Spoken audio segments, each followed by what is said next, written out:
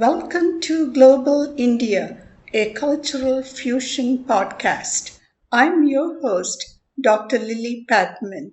We have a very special guest today, Smita Tharoor, who is the founder of Tharoor Associates, a training, coaching, and organizational development company that understands the importance of unconscious bias. Smita Tharoor is also co-founder of Culturelytics, an organization that uses artificial intelligence to look at the culture of an organization. She is a thought leader on the topic of unconscious bias, keynote speaker, trainer, and coach. She has been hosting a podcast series on stories of unconscious bias with illustrious guests like her brother Shashi Tharoor and Bollywood actress Vidya Balan.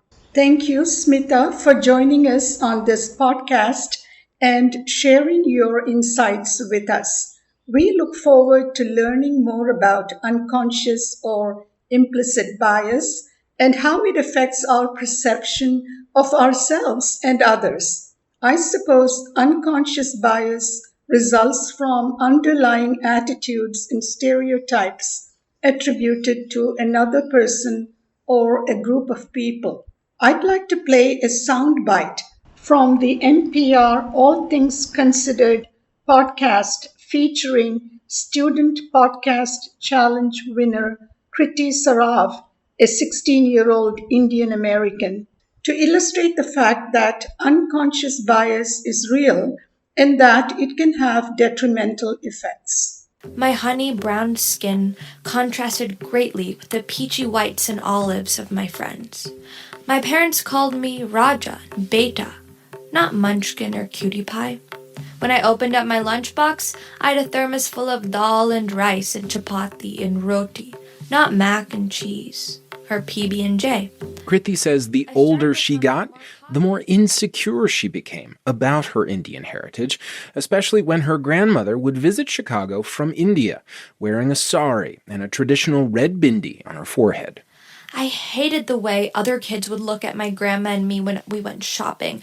I hated the way they would ask if her bindi was a mole. I would say no, but deep down, I wanted to rip that bindi off her head and just cut off her long, thick, dark braided hair and put on a nice dress with a blue cardigan on her. Kriti says she worried about seeming different because the world was constantly telling her she was different. She remembers being 9 when, out of the blue, a classmate told her, "Hey, Kriti, your skin's the color of poop." This was Kriti's initial reaction. However, eventually she was able to handle the situation brilliantly as follows. Over time, though, she realized she'd become her own worst bully. And so she made this podcast to declare enough is enough. It really doesn't matter what you or anyone else for that matter says to me. What matters are the words that I whisper day in and day out to myself. We have all been subjected to some form of unconscious bias throughout our lives, especially while living abroad in an environment not entirely conducive to our emotional well-being. I'm sure you can relate to this scenario yourself. How have you handled this situation, and what is your advice to our listeners? How can we consciously overcome unconscious bias? Hi Lily, thank you so much for inviting me to your Global India podcast. Unconscious bias, well, I think before we talk about how I relate to scenarios and how I handle situations, I think it would be important for the listeners to understand what does unconscious bias actually mean? Because there could be assumptions, or let me put it differently, there could be unconscious biases or misunderstandings about the words unconscious bias. So let's just look at these two words to begin with. The word bias is simply put a preference for or against something, a person, a situation, an individual, a food, could be anything at all. And when the word unconscious comes in before that, well, essentially that means that I'm doing it instinctively, like the click of a finger. and not even aware that I've jumped to that conclusion.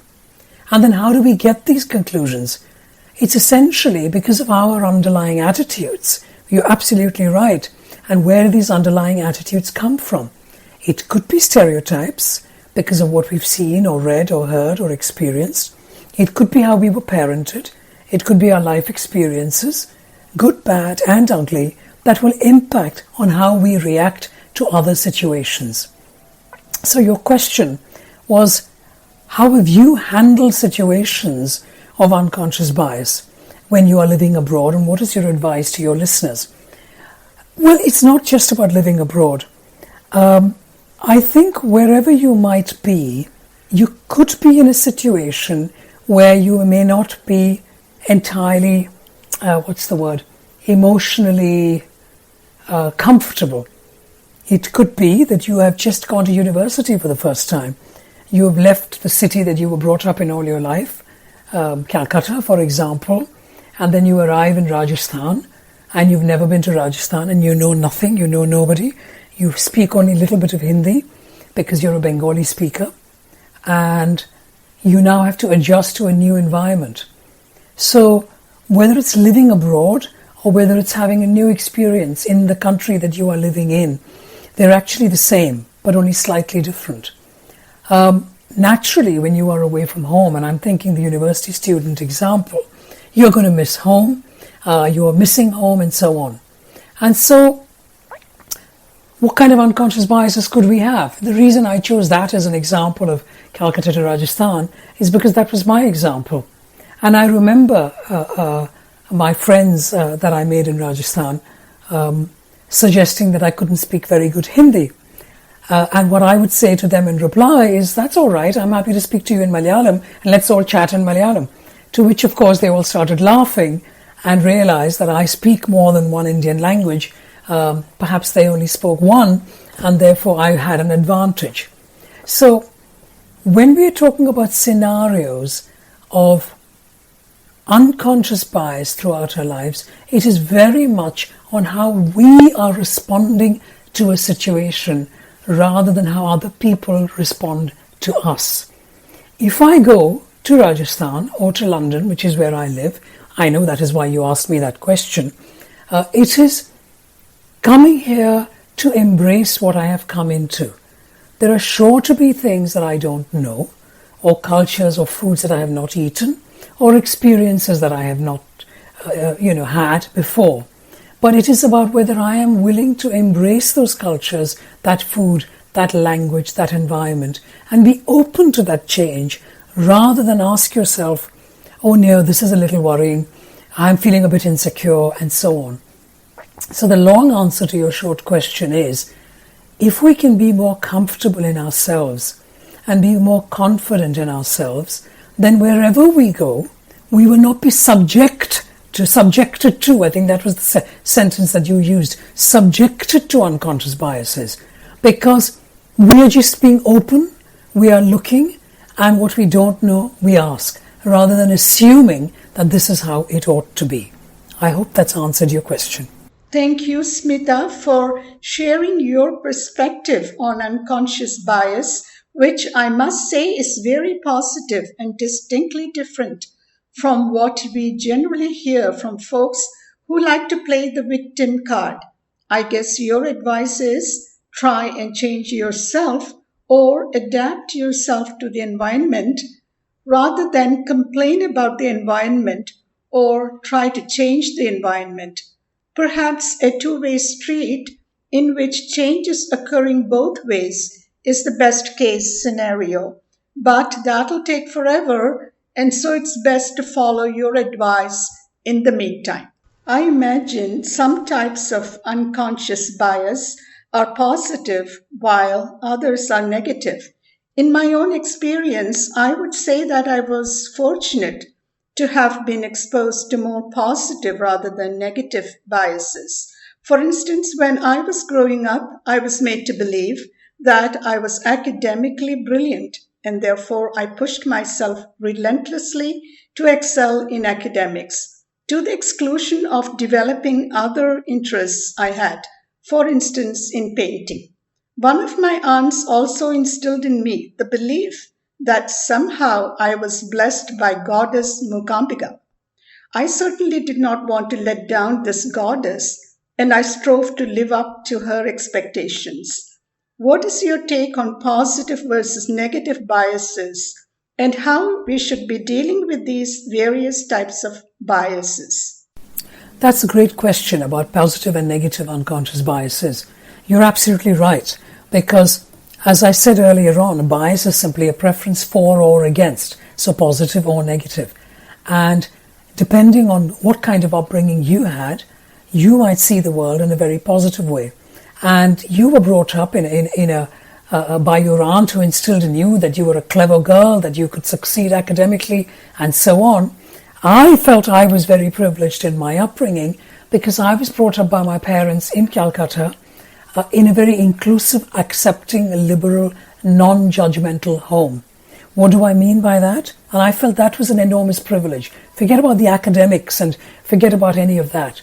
But the fact that I have an older brother and then my sister and myself, and we did not feel in any way lesser than the boy, whereas even today in India, in many patriarchal homes, the boy is considered the hero, whereas the girls are lesser than. The two sisters were not compared against each other as one is beautiful, one is dark, one is fair, one is lovely, one is clever. It wasn't about that.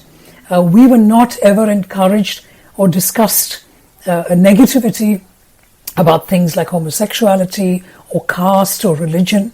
None of these things were considered negative in our lives. So I grew up with a genuine sense of being inclusive and accepting people around me for what they are, whether it's their sexuality, whether it's their religion, whether it's their gender, whether it's their color of the skin. That is irrelevant.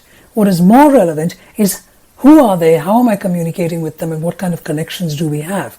And so what is my take on positive versus negative bias, and how should we deal with this? Well, you're asking that question from a perspective of how somebody affects us with their biases, rather than how we affect people with our biases. I'm assuming that is the question you're asking by that question. So if you're saying that, what I would say to you is, don't forget that it is their unconscious biases. So if you hear it as negative, rather than get angry and react negatively to them, appreciate and understand that you don't know their story. They may not have been as lucky as you in your upbringing. They may not understand the world or see the world in the way you see the world. So forgive them for the way they approach certain ways. And don't get angry about it. Just move on. Rather than fight back with them, because negative versus negative becomes double negative and it gets much worse than you want it to be. So in other words, don't try and change other people when they're speaking to you. Instead, look at how you are reacting to them and try and appreciate and understand that every single human being has unconscious biases. And it's not up to us to change them. It is up to us to change how we react to them and to ourselves.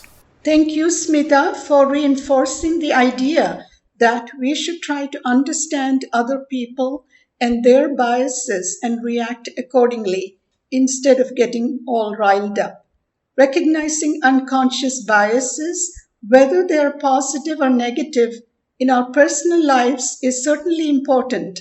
It's probably equally important to deal with these biases in the workplace. It's becoming increasingly evident that diversity in the workplace is likely to spark innovation and help a business grow and make an impact on a global level. However, to foster a harmonious and productive work environment with a diverse workforce, it seems necessary to overcome some hidden unconscious biases. Can you shed some light on this subject and walk us through the process you follow in your organizational development program?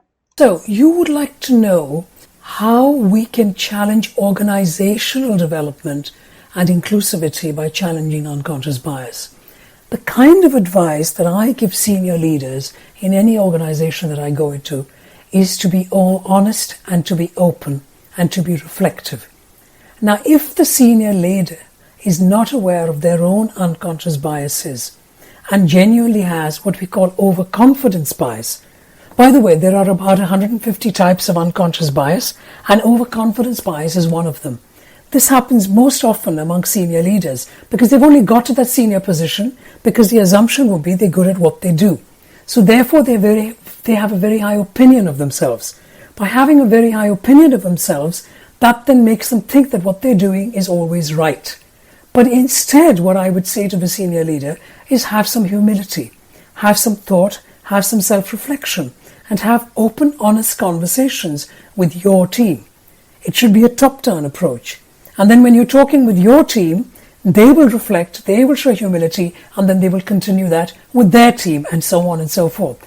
And therefore, it is about changing the culture of an organization to genuinely appreciate that if we can show our vulnerability, if we can trust each other, if we can be open, we can be honest, we can communicate with authenticity and honesty, only then we will be able to access the unconscious hidden biases that might be influencing our leadership style or our employee engagement or our organizational development. And once we start accessing that, we can then genuinely address it for the right reasons rather than just trying to tick a box. Thank you, Smita, for your wonderful tip on how to tame corporate bosses. I like the idea of instilling humility in people like Jeff Bezos and Mark Zuckerberg. Finally, can you enlighten us with some of your own personal or professional experiences in tackling issues of unconscious bias? Personally, I think that the podcast that I started last year has been one of the most enlightening experiences that I have had in my personal and professional life. I've had 44 interviews already out. I finished season 4. Season 5 is going to be starting in the next few weeks. I have spoken to many, many people around the world, 44 people and more, because I've already interviewed many for season 5. Most of these people I have never met. You quoted Vidya Balan right in the beginning. Now, I have never met Vidya Balan. Think about how brave and kind and honest she was to trust me to respond the way she did in my interview with her. You know, she took a risk. I could have done anything with my interview, but she was wonderful and she was honest. There are so many other people. I mean, you quoted her, so I've used that as an example. But there are so many other names that you might never have heard of because they're not famous Bollywood film actors or writers or musicians or any of that. They're just people like you and I. And they have had the honesty to be brave enough to share their own personal stories of unconscious biases, how they reflected, what they learned from it, and how they then learned to challenge their unconscious biases. To me, and it sounds a bit cheesy, but it is extremely humbling. And I feel an enormous privilege when I realize that I've had this opportunity and continue to have this opportunity to hear these wonderful people's stories of how they have worked with their own unconscious biases and challenged their own lives to come out the other end in a successful, positive way. Thank you, Smita, for a truly stimulating session and for your fascinating insights into unconscious bias. A big thank you to our listeners as well. Hope this episode will inspire you to delve into your subconscious minds, uncover unconscious biases lurking beneath the surface, and confront them head on. Thank you, Lily. I enjoyed that very much. You know, my mother's name is Lily as well, so it's good to speak to another Lily. She spells her name differently to yours. Hers is with one L and yours is with 2. But great speaking to you, Lily. Thank you very much for inviting me to your podcast. We conclude this episode with an unconscious bias song and a joke. Like most valedictorians, Ben Bowling said he wanted to share something inspiring with his classmates. So he offered up the following quote, which he attributed to Donald Trump. Don't just get involved. Fight for your seat at the table. Better yet, fight for a seat at the head of the table. The crowd of students, family, and friends reportedly erupted into applause. Then Bowling revealed a twist about the quote. Just kidding, that was Barack Obama. Bowling says he was just making a harmless joke. However, the loud applause he initially received became much more muted when he correctly attributed it to Obama. It was a funny moment, but the audience response was telling.